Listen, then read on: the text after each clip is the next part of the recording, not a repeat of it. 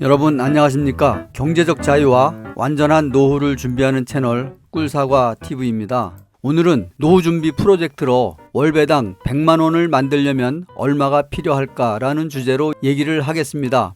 오늘 비교하는 기업은 대표적인 배당 성장주죠. 우리나라의 삼성전자 우선주와 또 미국의 펩시콜라 또 코카콜라 이 세 개 기업을 동시에 비교해 보겠습니다. 네, 기본 현황을 먼저 보겠습니다. 삼성전자 우선주는 시가총액이 약 56조 원 정도 되고 코스피 순위는 3위가 되겠네요. 현재가는 약간의 변동은 있는데 제가 요거 자료 뽑을 때 68,500원이었습니다. 오늘은 7만원이 넘는 것 같네요. 배당금은 1,596원. 이것은 2020년 기준입니다.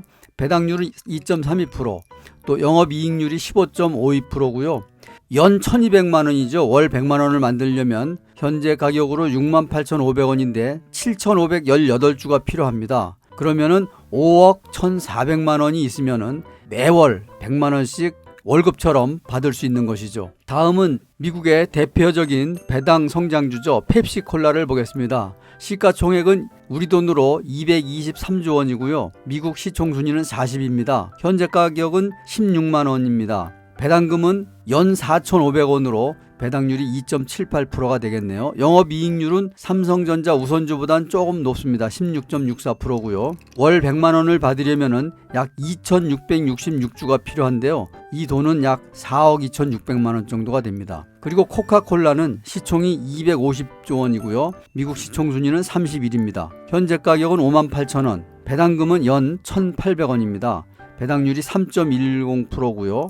영업이익률이 24.7%입니다. 그래서 월 100만원을 만들려면은 코카콜라 6,666주가 필요한데 3억 8,600만원이 있으면은 바로 사서 월 100만원씩 배당을 받을 수 있습니다. 그런데 여기서 재미있는 것은 삼성전자 우선주는 56조 원이고 펩시와 코카콜라는 200조 원이 넘죠. 상당히 큰 기업이고요. 또 배당률에서 보게 되면은 삼성전자 우선주가 2.32%, 펩시콜라가 2.78%, 또 코카콜라가 3.1%. 그래서 배당률도 삼성전자 우선주보다 높다고 볼 수 있겠고, 영업이익률도 지금 코카콜라가 제일 높습니다.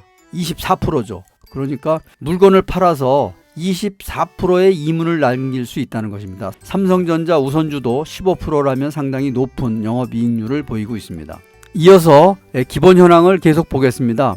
삼성전자는 1975년도에 상장을 했고요. 또 배당 성향이 약 44%. 그리고 지금 52주 최고 최저가에서 보게 되면은 현재가가 52주 최고 최저가에 아주 근접해 있다고 보면 되겠고요. 펩시콜라는 1980년도에 상장을 했고 배당 성향은 78%, 좀 높습니다. 그리고 이건 역시 52주 최고가가 147달러인데 145달러로 최고가에 근접해 있다고 보면 되겠고요.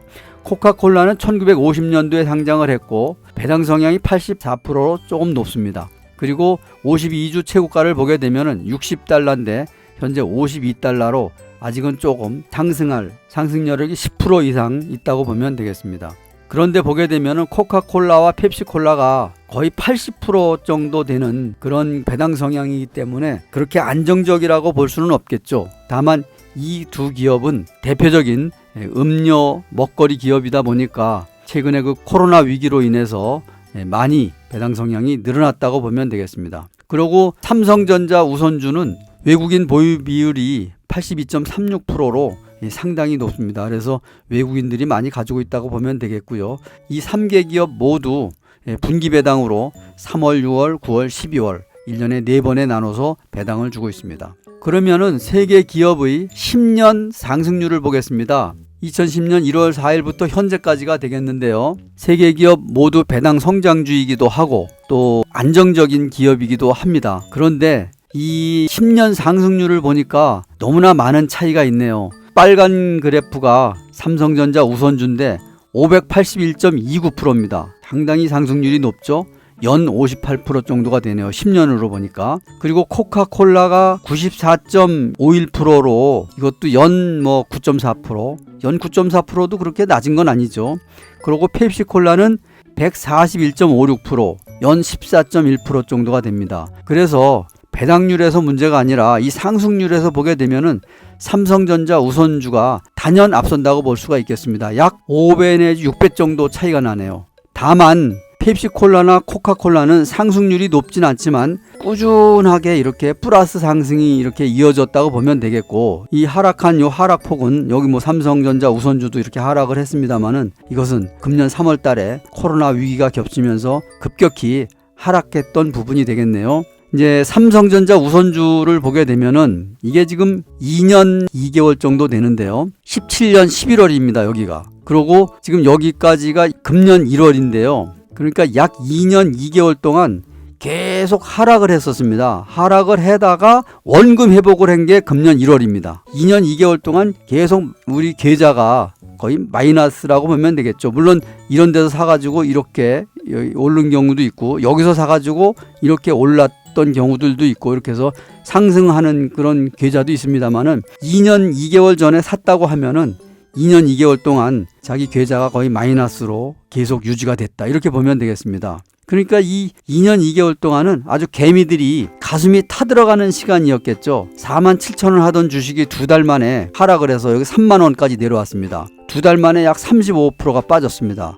1억 원을 투자했다면은 원금이 6,500만 원이 남았겠죠. 그러니까 이게 뭐 정말 이걸 버틴다는 게 쉬운 일은 아닙니다. 그리고 금년 1월이 돼서야 원금 회복 구간이 됐고요. 그런데 또 재미있는 것은 금년 1월부터 12월 현재까지 상승한 폭이 33%가 상승을 했습니다. 정말 큰 폭이죠. 12개월 동안에. 그래서 이 그래프를 보게 되면은 결론적으로 지금 뭐 크게 상승을 해서 삼성전자 우선주가 앞서가고 있지만, 이렇게 이런 그 하락 구간에서 우리 개미 투자자들이 이 손가락 이거를 참지 못하고 클릭을 누른 분들은 지금의 그 달콤한 과실 맛을 못 볼 것이고, 그때 마음을 부여잡고 정말 눈물을 삼킨 분들은 지금의 달콤한 맛을 즐기고 계시겠죠. 그래서 저는 이 그래프를 보면서 프랑스의 그 투자의 대가인 앙드레 코스톨라니의 말이 생각이 납니다. 우량 주식에 투자를 했으면은 수면제를 먹고 10년 후에 깨어나라.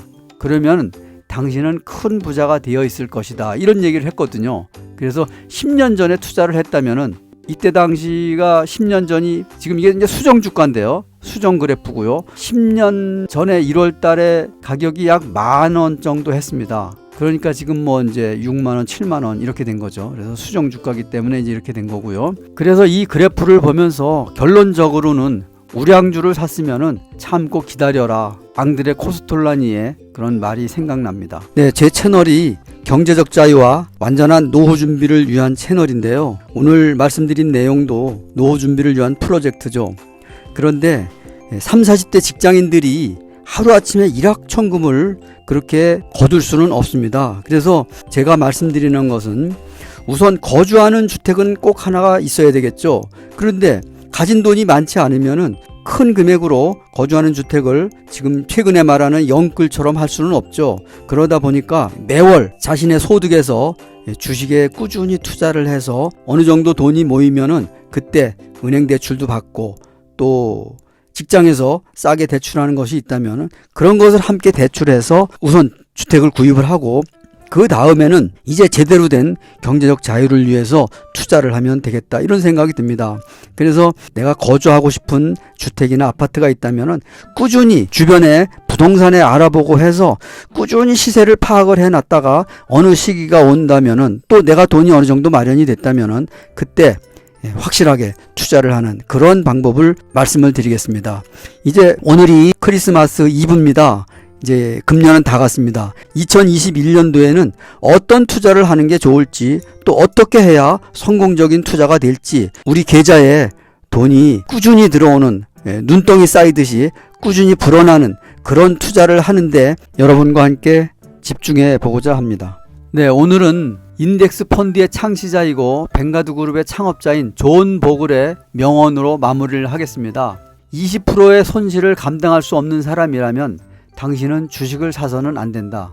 겁먹고 투자를 안 한다면 더 무섭고 두려운 노후가 펼쳐질 것이다, 이런 얘기를 했습니다. 그러니까 투자를 하지 말라고 하면서도 또 투자를 안 한다면은 이렇게 무섭고 두려운 노후가 펼쳐진다는 그런 얘기를 남겼습니다. 물론 존 보글은 2019년도에 90세로 돌아가셨죠. 그래서 제가 이 젊은 시절 사진을 가지고 왔는데요. 연세가 드신 사진보다는 젊었을 때의 모습을 좀 보기가 좋아서 젊은 시절의 사진으로 가져왔습니다. 다음 시간에는 오마하의 현인 워렌 버핏의 포트폴리오에서 70%를 차지하는 상위 1위부터 5위 주식에 대하여 분석해 보겠습니다. 레이 달리오는 430개 기업에 분산 투자를 했는데 워렌 버핏은 몇 개 주식을 보유하고 있을까요? 그리고 상위 1위부터 5위가 70% 정도를 차지한다고 했는데 이 1위부터 5위 주식은 어떤 주식이 되는지 알아보겠습니다. 오늘은 여기서 마치겠습니다. 감사합니다.